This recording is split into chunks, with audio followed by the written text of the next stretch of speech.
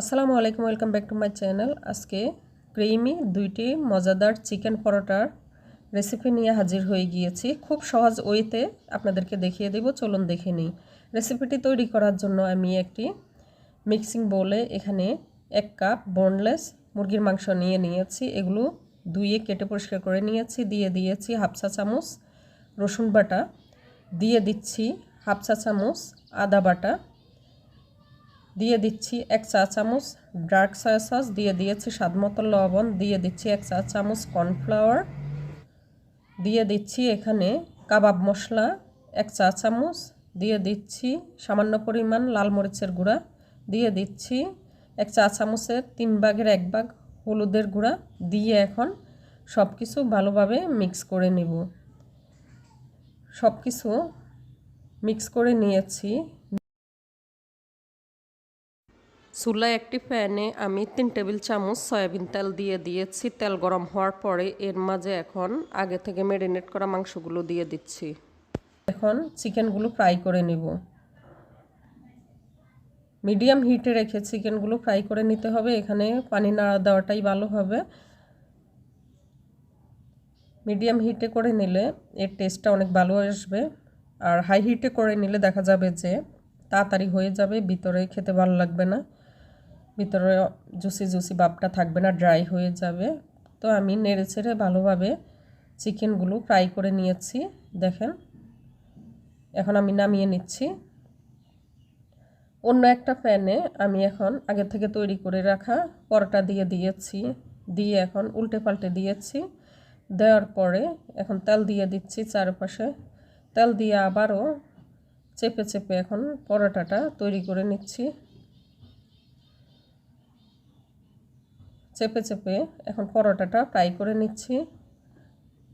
পরোটাটা হয়ে গিয়েছে, দেখতে পাচ্ছেন। এক পাশ হয়ে গিয়েছে, আরেক পাশ উল্টে দিয়েছি। দিয়ে এভাবে এক এক করে সবগুলো পরোটা ফ্রাই করে নিয়েছি। এখানে নিয়েছি সবুজ ক্যাপসিকাম, নিয়েছি লাল টমেটো, আর এখানে নিয়েছি পেঁয়াজ স্লাইস, আর এখানে নিয়েছি আমি গার্লিক সস। দিয়ে দিচ্ছি এর মাঝে চিলি সস। দুইটা আমি এখন মিক্স করে দিচ্ছি, এতে টেস্টটা অনেক ভালো আসে।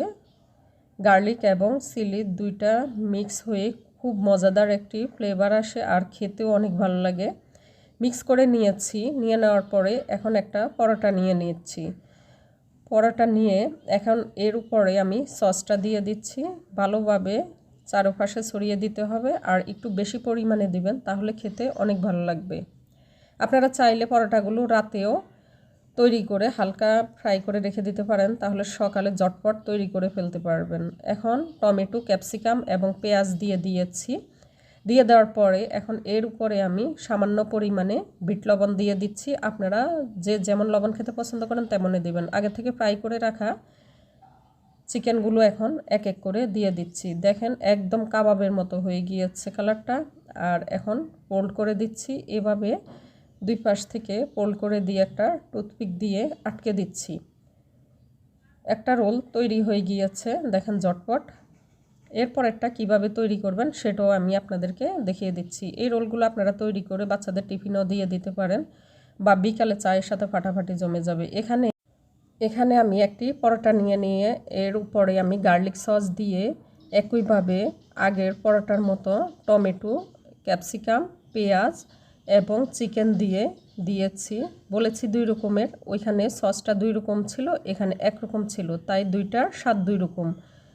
এটা আপনারা শুধু এভাবে ফোল্ড করেও একটা র্যাপার দিয়ে র্যাপ করে নিতে পারেন যদি হাতের কাছে টুথপিক না থাকে, আর এভাবেও খেয়ে নিতে পারেন। আজকে দুইটি রেসিপি আপনাদেরকে সহজভাবে দেখানোর চেষ্টা করেছি। রেসিপি ভালো লাগলে চ্যানেলটি সাবস্ক্রাইব করে আমাকে সাপোর্ট করার জন্য অনুরোধ করছি। সবাই ভালো থাকবেন। আল্লাহ হাফেজ।